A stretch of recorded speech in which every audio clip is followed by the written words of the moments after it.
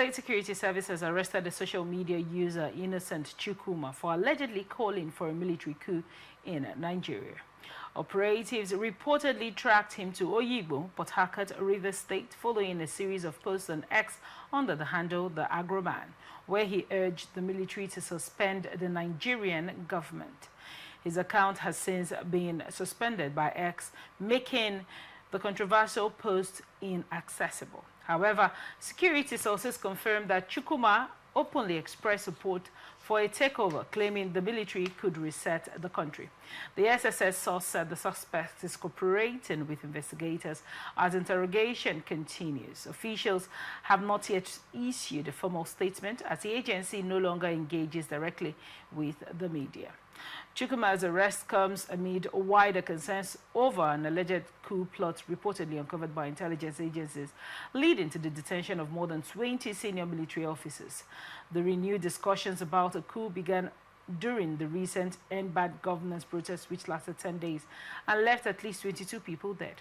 Some demonstrators were seen waving flags and calling for a military regime.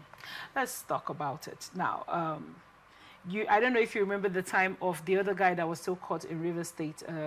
His name just, left my thoughts just now. He stayed in Rivers State here, and he had a strong, I think he was a kind of like a, what they call them, am I going to, there's a name they call them, whistleblower.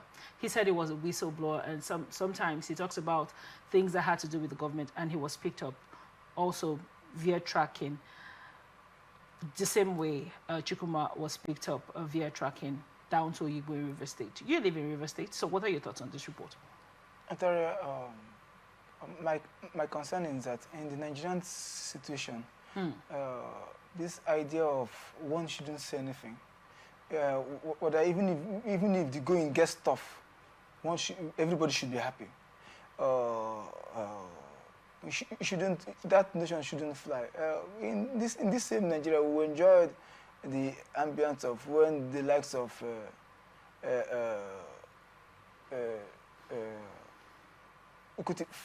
Fela Kuti, Ransom Kuti, they were alive.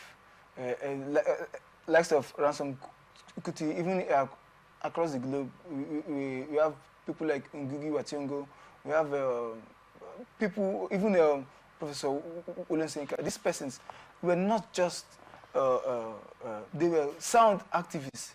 They were fully on ground talking about how the government is and the way forward. So coming in a situation whereby one cannot say what is happening, and at your coffers, you're scared of saying the loopholes of the government, or you're scared of saying what you know is around you. Then it's not really a welcome development. So and the recent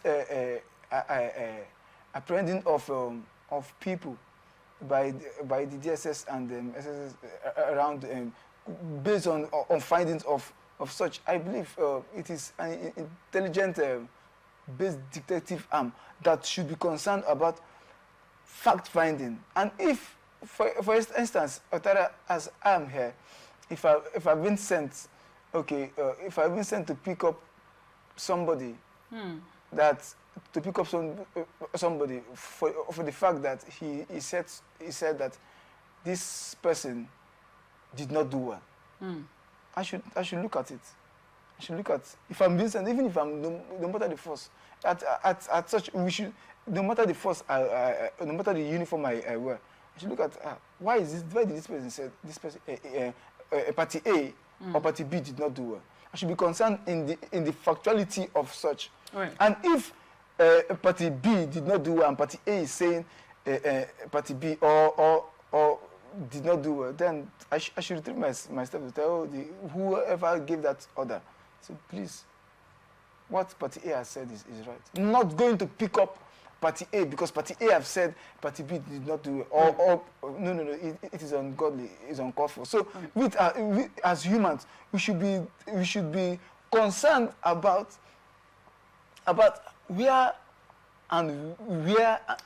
our nation is But you know, in the military, usually in security agencies, an order is an order. But before we wrap up the show, there's another angle of this discussion I want us to talk about. Aisha, the girl that was kidnapped, I think it was last week, and I think this group, Harrison Gwashimu, helped to get her out. I think she paid up to 15 million naira for her to get out of the den of kidnappers. And we have kidnappers, you know, showing their faces on the internet. They even go ahead as recording videos of their victims to post it on the internet. Do you think that the focus of chase in Nigeria should be on people, you know, we do have the cybersecurity, the Cybercrime Act, where, of course, you're supposed to be mindful of the kind of things you say online, not to sow in order not to incite or trigger, you know, the public. But that being said, do you think that the focus should be more on what people are saying, or Nigerians that are being kidnapped, extorted, and killed by kidnappers, and most of them go undetected? But our concern, we should leave the laboratories and attack what should be. Now, we have, on daily basis, we have people that have been kidnapped, people that have been murdered, people that are in the heart of the terrorist group attacking Boko Haram. All this. These are things that Nigerians should, the Nigerian system should look into to ensure that the governance of Nigeria should look into to ensure that these things have been stopped. But putting an eyes into unarmed Nigerians, which maybe just a statement that he or she make, and we are leaving the big issues. I use the word the big issues that could pull down a nation down, and we are now pushing out for no, it is never a way forward. It is just like what the Gboselisa, what Kofi Owonu affirmed in his poem Songs of Sorrows. He says the Gboselisa has threatened me thus far. It has taken me behind the sharps of the forest. That going back is a great difficulty. I think the Nigerian system should look at not going back, because going back is a great difficulty. So we should forge ahead, and forging ahead, we should look into how Nigeria will not just be 50 years to come, 100 years to come, a developing nation. We should look at how Nigeria can be a developing nation. Should step up to first world country, not where it is now. Because every day we keep roaming around issues that shouldn't be. Even the Bible says, call those things that be not as though they were. We should call things that be not. We should embrace positivehood and not what we are pushing for. Thank you. Why do you think this intelligence sharing, this sort of, you know, technical know-how, this sort of high-rate capacity used in tracking this young man, why exactly do you think we don't utilize it as much as we should in apprehending bandits and kidnappers in Nigeria? That is the big issue, as I mentioned. I said we should, if we have such technical know-how, and Boko Haram has been destroying lives, and we are up to date, they've never, the military personnel, even the Air Force, Navy, Army, they've never been able to apprehend the Boko Haram. Yet, it is an unarmed Nigeria that it is totally disheartening. So the Nigerian security agencies should revamp and rethink and reiterate their footsteps to ensure that the big issues should be their concern and not what should be a preamble.